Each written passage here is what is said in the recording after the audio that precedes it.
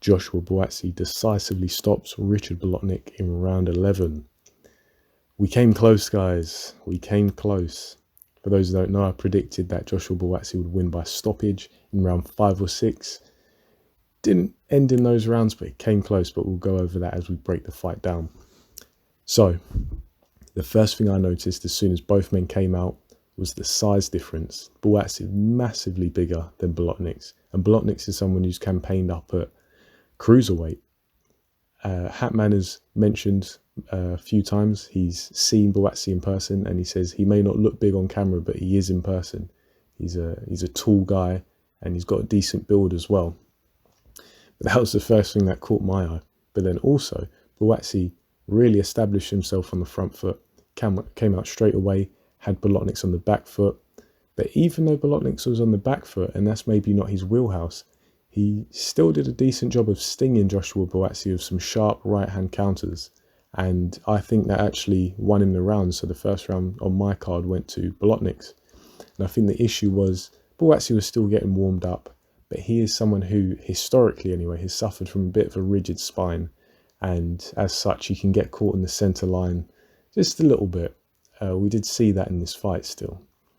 Round 2 was close.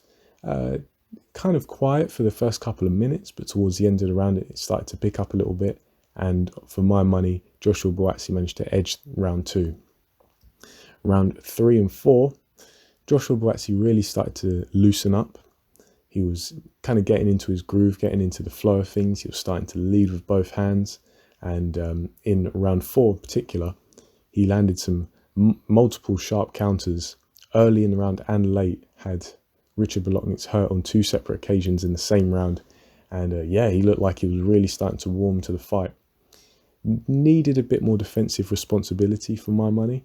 He sometimes when he'd miss a shot, he'd kind of just stay there in limbo. And that's not good because an opponent can come straight back and counter you.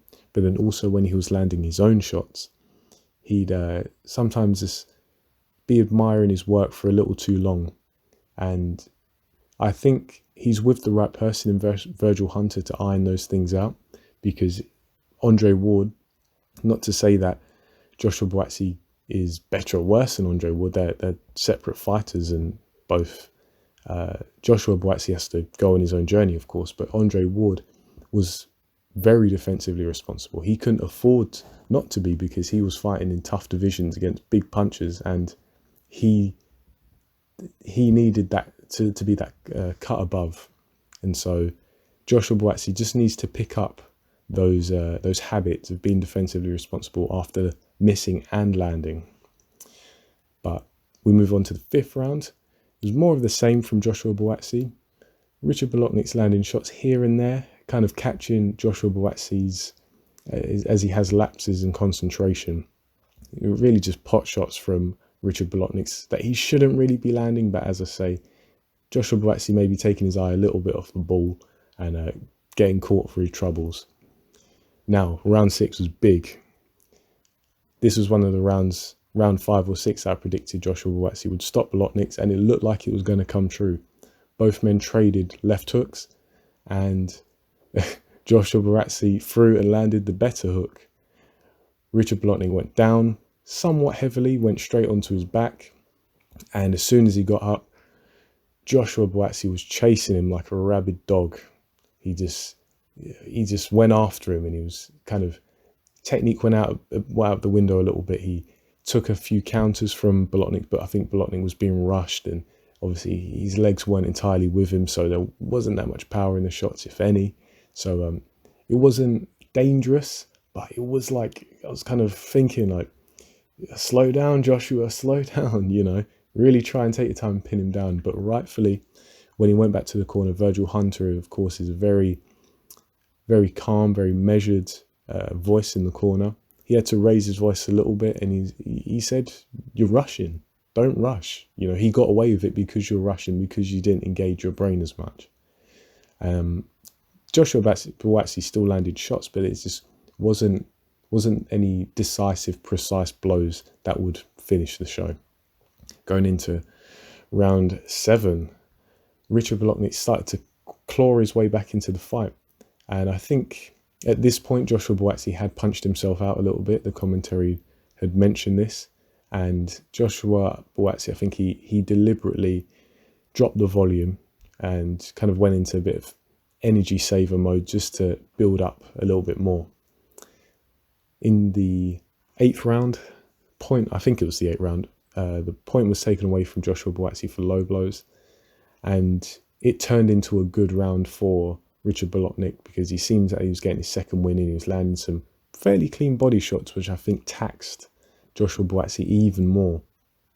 Just a note on the low blows, I think it was good to take a point off because there were quite a few occasions where Joshua Buatsi was landing low blows. He did get a warning, he did it again, and whether it's intentional or not, you know, his punches are a little bit wide, and Ricard Bolotniks, his waistband wasn't particularly high.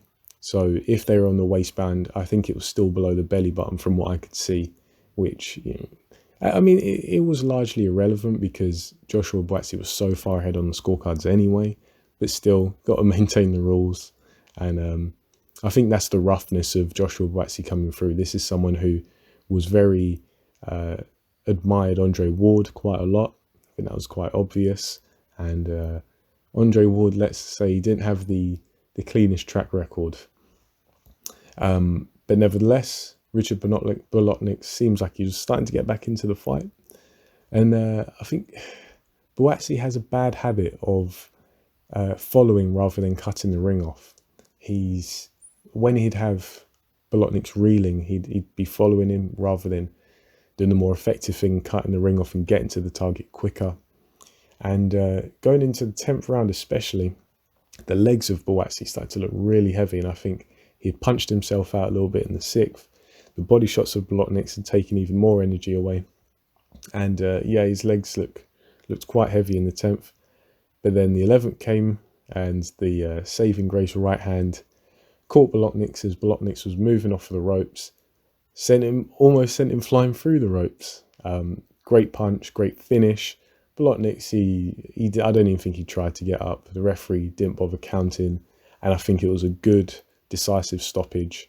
Bolotniks proved that he's made of something real tough, and I think he's nicknamed the Lion, and that's certainly a very valid name for him, and I think he's earned that moniker because this man is so tough, extremely tough. The way he got knocked down in the 6th, got straight back up, tried, never gave in, and forced Buatsi to dig deep and put him away good and proper. So I was impressed with this fight. I was impressed with both men, I have to say. Good fight, good technical fight with a good deal of effective power punching. What I will say with Joshua Buatsi is he's clearly still on that development path. He's nowhere near the finished article, but he's on his way. I was impressed with how he dealt with Dos Santos, even though Dos Santos was heavily outmatched. That was his warm-up fight with Hunter. This is now one of his consolidation fights, the fight that's going to temper his technique. And Bolotniks is, I think, really the perfect opponent at this point in time. I outlined that in my pre-fight video. I said this is a good opponent for Buatsi. And I was actually having a conversation with Boxing Clever. Shout out to him. He's a new subscriber. We're kind of comparing Buatsi and Anthony Yarde. And these are exactly the type of fights that Anthony Yarde needed. And the boxing public, us pundits, were calling for him to have. Because these are the essential fights. The fights where you can knock someone down, but they're going to come back up and try and knock you down. And it's not all your own way. You're not fighting these puddings and these pies. But that's what Anthony Yarde, that's who he was fighting before the Kovalev fight. He had the Lyndon Arthur fight, and now he's seemingly going back to fighting these pies, these low-level opposition. So Joshua Buatsi's, the trajectory of his development is much more impressive, in my opinion, than that of Anthony Yarde. And I think Joshua Buatsi, he just needs to work on his defensive responsibility, even though when he did get into his flow, it was very impressive because he was relaxed, he was leading with both hands. And he was defensively responsible. I just think he needs to make it a bit more consistent over the course of a bout. And yeah, I'm really impressed by both men. I don't know what the next step's going to be for each. You have to imagine 6 losses now for Bolotniks.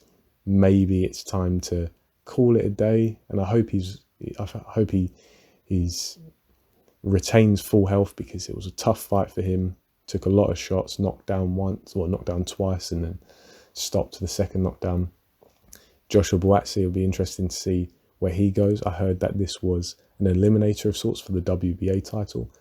I don't think that Buatsi's ready just yet for the likes of Bivol. I'd say at least 2 more fights like this. At least two more fights, just to really consolidate and temper that technique. He's proven something in this fight. He's proven he can stop someone late.